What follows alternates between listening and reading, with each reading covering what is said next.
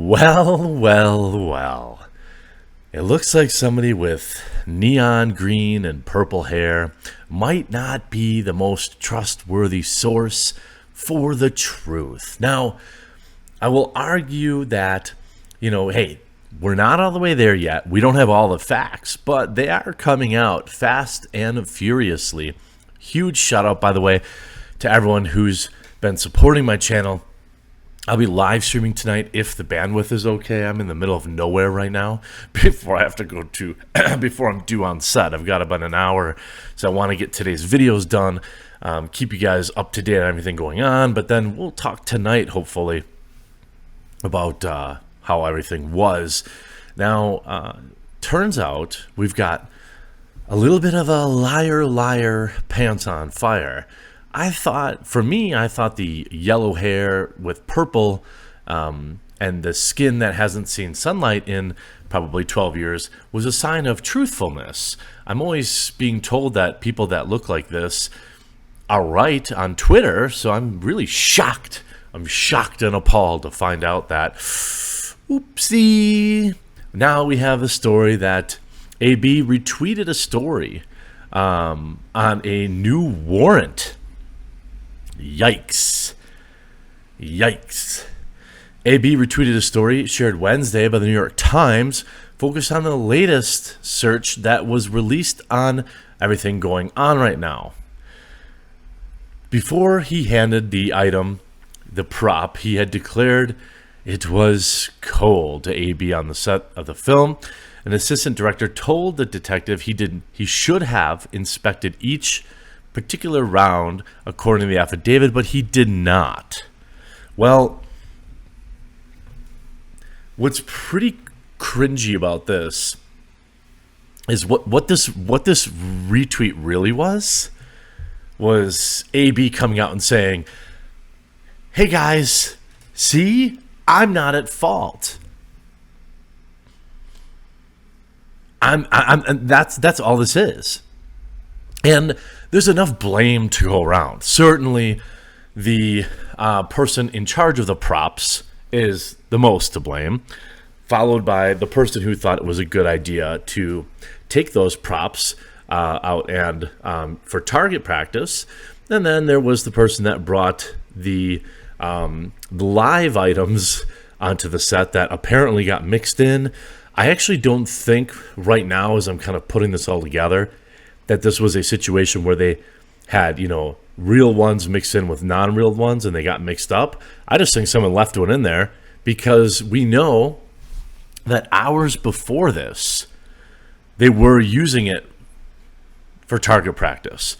So somebody probably looked in it, didn't pop the chamber to see, and there was one left in the pipe.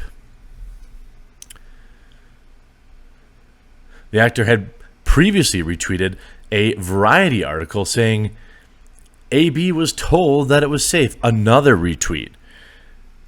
It's interesting that, check that, it's not interesting at all.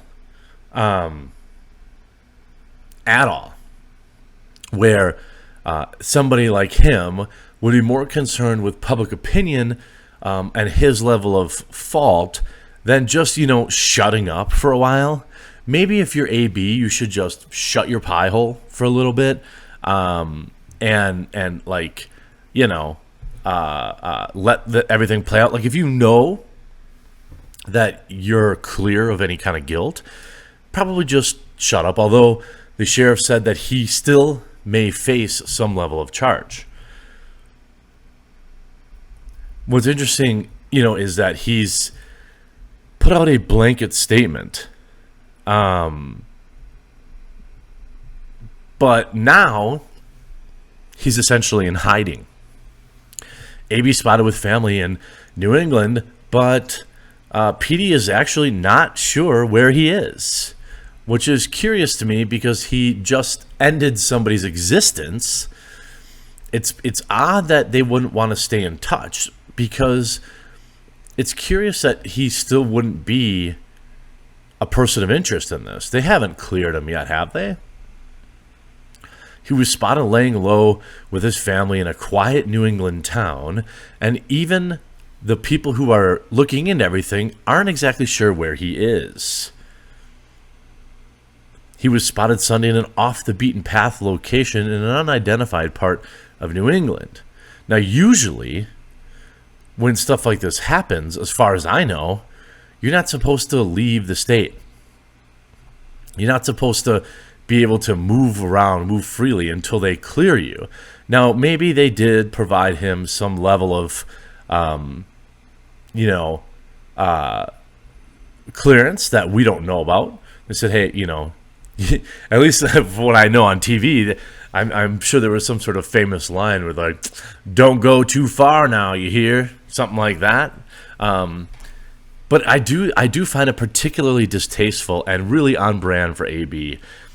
He's got time to be retweeting articles that paint him in a favorable light, but not time to, I don't know, be working with the family of that person, to be working on more safety, and it's insane to me that, of course, Hollywood's reaction to all of this is, to eliminate that job from Hollywood. Hundreds of people who do their job properly now set to get fired if Hollywood has their way. But that's a different story for later today, actually.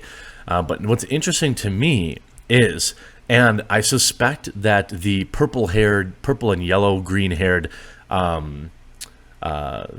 super genius who was really well trained and definitely deserved the job, I think that they're going to catch a charge.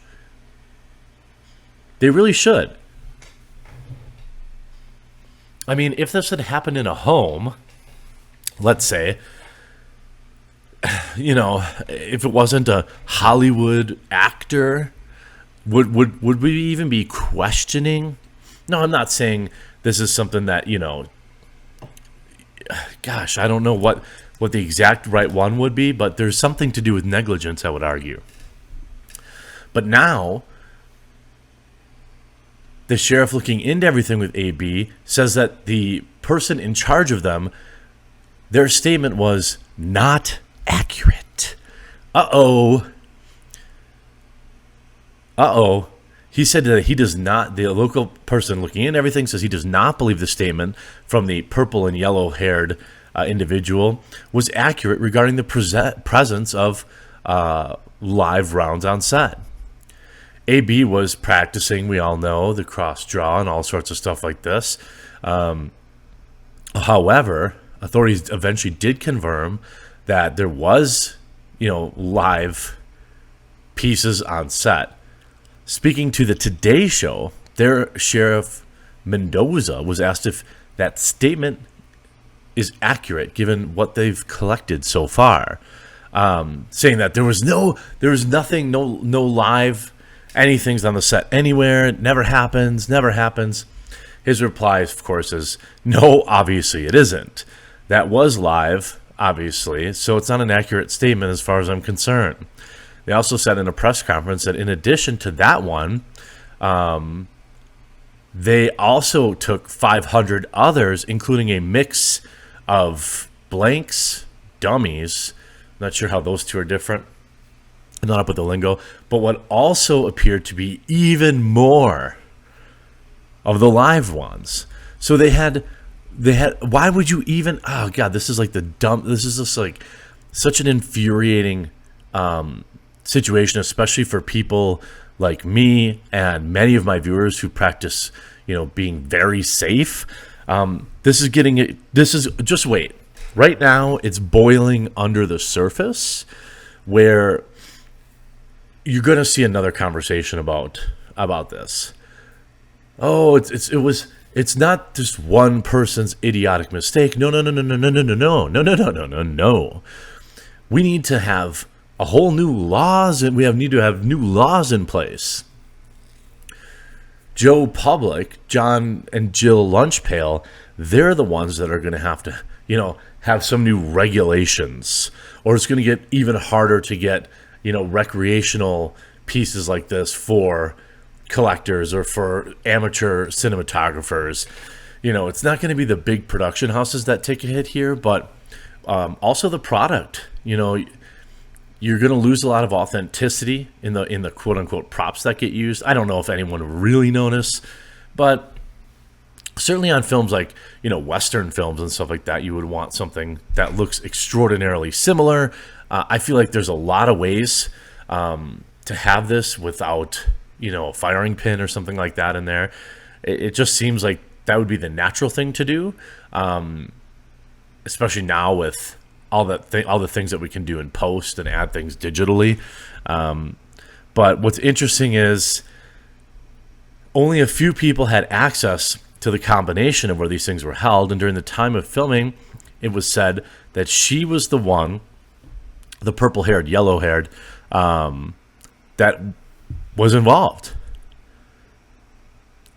The current focus of what they're looking into right now is on the people who handled it prior to the incident.